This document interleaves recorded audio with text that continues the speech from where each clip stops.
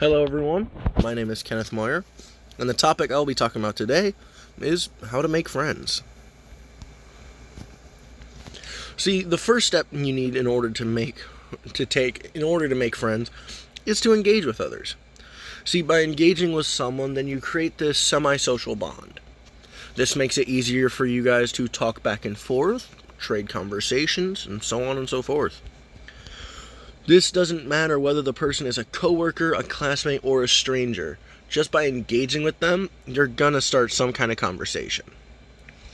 You can start off by saying a simple hello and how are you, asking them how they're feeling today, what's going on in their life, just simple conversation.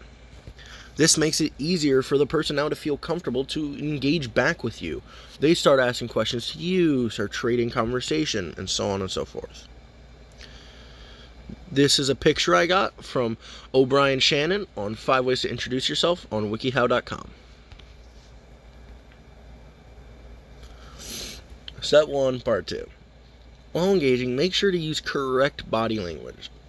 See, if you're using negative body language such as slouching or kind of like curling yourself up, you seem more standoffish, and it makes it a lot harder for a person to feel comfortable in engaging with you.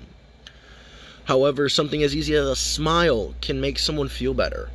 As we've learned throughout the course, body language can immensely influence how someone both perceives you as well as feels. By smiling, you can make someone feel happier and make them want to smile with you. Always try to stand up straight and make eye contact when first engaging with someone. See, by standing up straight, as well as making eye contact, this makes it so the person does not feel uncomfortable. It makes it also feel like that you are dedicating your time and you're focusing directly on that person. This gives who you are engaging with a positive impression of you. So then you can keep talking to them, and then eventually you can become friends. These are 2 pictures I got as well from O'Brien Shannon on 5 Ways to Introduce Yourself on wikihow.com. Step 1, Part 3. When engaging, use a lighthearted and friendly tone in order to make engaging with the person easier. See, the tone you choose will directly affect how comfortable the person you are talking to will feel. If you're using something more of a gruff, serious tone, they honestly won't feel comfortable talking back to you, because they'll feel kind of more like you're trying to command them, like they're trying to back off and everything. However, you use a friendly tone, a lighthearted talking gesture, while laughing, it makes it so much easier to keep responding. Step 2. See, the second step to making friends is to learn about the person you're talking to. As I've found out in my personal life, asking questions is the easiest way to learn about a person. This is a picture I got from FreePick. Its name is Organic Flat People Asking Questions on freepick.com. See, the types of questions that you should be asking are, how are you doing today? What did you do yesterday? What do you do in your free time? What are you passionate about? What kind of sports do you like? What is your favorite baseball team? Just random intro questions. See, asking these questions sets up for them to ask questions back to you. And then this becomes a conversation. See, the third step now of making friends is to find similarities between you and the person you are trying to make friends with. See, you find these similarities, as I found out and I showed you before, by asking questions.